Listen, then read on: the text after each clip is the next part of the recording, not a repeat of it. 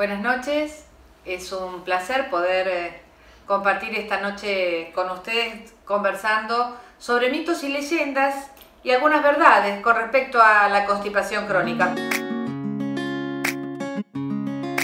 La verdad es que bueno, es una pregunta que uno la tiene que responder. Tenemos además los criterios de Roma 4 que avalan lo que les voy a decir. Evacuar todos los días no es necesario. Uno puede evacuar, lo normal es de 3 veces por semana a 3 veces por día. Tenemos pacientes que evacúan todos los días, pero evacúan con materia fecal dura, seca, poca cantidad, con gran esfuerzo evacuatorio, utilizan maniobras digitales o duchas rectales, quedan con sensación de evacuación incompleta. O sea que eso también es una constipación a pesar de que el paciente evacúe todos los días. Por lo tanto, bueno, uno no solo tiene que ver la frecuencia evacuatoria, sino también la característica y cómo es esa evacuación. Así que bueno, eso por un lado. Y por otro lado, también es importante explicarle a los pacientes que la materia fecal no es algo tóxico, que por lo tanto no evacuar todos los días, uno no se va a intoxicar. La materia fecal está compuesta en su 70% por agua, también por los residuos no absorbidos de los alimentos, por bacterias, por células muertas. Nada tóxico, o sea, no le pasa nada al paciente si no evacúa diariamente. Y un poco este mito y este miedo de los pacientes de intoxicarse por no evacuar todos los días lo lleva a estos conocidos lavajes colónicos, que no estamos de acuerdo los gastroenterólogos con estas prácticas e incluso pueden ser muy nocivas para la salud. Tenemos que basarnos en la evidencia y obviamente la constipación no es un factor de riesgo asociado con el cáncer de colon. No vamos en este capítulo a enumerar cuáles son los factores de riesgo relacionados con el colon, pero obviamente la constipación no lo es y sí puede haber alguna duda respecto a ciertos alimentos. Hoy en día tenemos bastante cáncer de colon en Latinoamérica, especialmente lo que es Argentina, y se supone que tal vez la carne podría tener alguna relación y probablemente aquellos individuos que no tengan la buena cantidad de fibra necesaria puedan de alguna manera ser constipados, pero la asociación entre constipación y cáncer de colon no existe.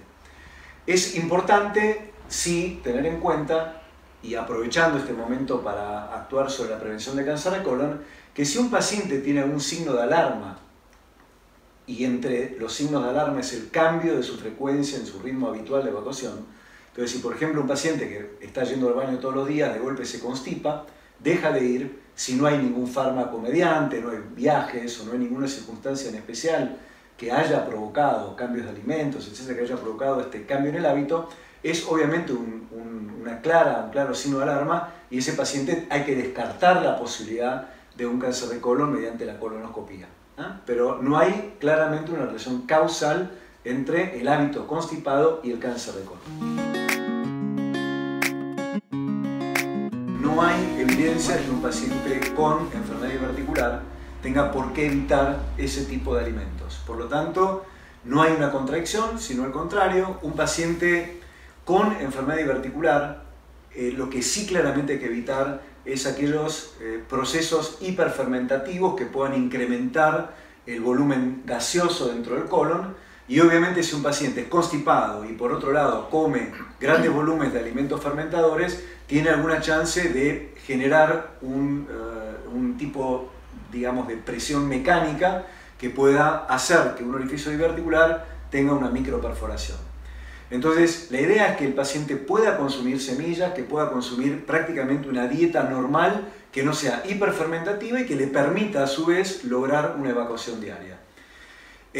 Las semillas es importante recalcar dos cosas. La primera es que lo importante de la semilla está dentro de la semilla, en algunos casos, y en otros justamente se separa la cáscara de la semilla para poder ser utilizado con la fibra. Por lo tanto, hay que consultar al médico para poder saber cuál es idealmente que yo consuma. Normalmente, en el caso de la constipación, indicamos la semilla de lino y justamente es una de las semillas que necesitamos lo que está dentro de la cáscara, por lo tanto es ideal romper esta semilla al momento de ser utilizado o en todo caso utilizado como gel de lino, dejando reposar en agua la noche anterior.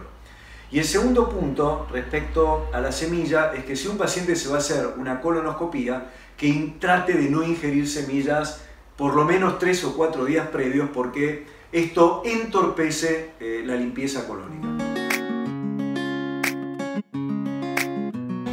La vaselina es sumamente usada, digamos, es algo que la gente lo usa con frecuencia, pero tenemos que tener presente que está prohibido en muchos países la vaselina. Por ejemplo, en Inglaterra está totalmente prohibida.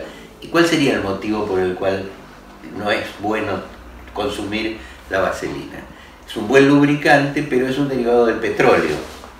Y los petrolatos en general son cancerígenos. Entonces uno tiene que pensar que está usando una sustancia que tiene un rol cancerígeno.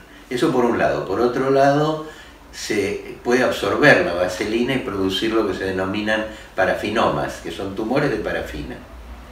Y otra cosa que ocurre con la vaselina es que se suele escurrir y suele producir un escape por vía anal que es bastante molesto y produce ensuciamiento. Por lo tanto, yo diría que no es muy recomendable utilizar la vaselina de rutina. Se puede utilizar a veces en ocasiones especiales. Por ejemplo, es un buen agregado en las enemas de Murphy, que se utilizan porque es un lubricante, o que se puede usar aceite común con el mismo fin. La microbiota es el término que utilizamos ahora para lo que antes hablábamos de la flora intestinal. La microbiota representa el conjunto de microorganismos, bacterias, arqueas, virus y hongos que tenemos en nuestro aparato digestivo, que cada vez vamos conociendo más. Sabemos que hay más de 500 variedades de bacterias, por ejemplo, en el tubo digestivo, y todo esto se sabe a través de los estudios genéticos que se han hecho para poder determinar el genoma bacteriano. Ese mundo que contenemos adentro del tubo digestivo tiene actividad metabólica, consume alimentos que nosotros le vamos dando, y con el tipo de alimento que le damos se desarrollan determinados tipos de microorganismos y otros disminuyen. Por lo tanto, el alimento que nosotros brindamos hace que las bacterias fermenten ese producto, y al fermentarlas disminuyen la fibra disponible y pueden ser un factor constipante. Es decir, que aquellos microorganismos que consumen más fibra hacen que la fibra disponible esté menos presente en la evacuación. Por otro lado, las bacterias vivas se comen a las bacterias muertas, se comen el moco y el colon absorbe el agua. Por lo tanto, lo que queda es muy poco. Por lo tanto, ¿a dónde va a parar lo que se consume, lo que se come y no llega abajo? Es porque fue consumido por los microorganismos. Se sabe actualmente que hay cepas bacterianas especialmente propensas a la constipación. Así que el pensar en la microbiota como tratamiento para el estreñimiento es algo nuevo y es algo que da muy buen resultado muchas veces. La verdad es que el paciente llega a sesión diciendo: me han dicho que tengo algo para alargar, que lo que me pasa es porque no suelto.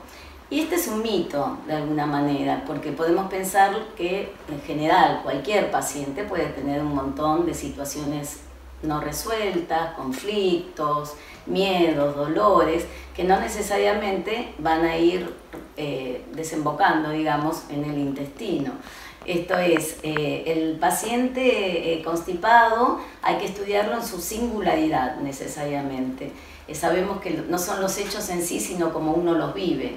Y el paciente constipado, en lo que ha hecho en lo que se observa en la clínica o lo que he leído en la investigación médica, no necesariamente tiene un perfil definido.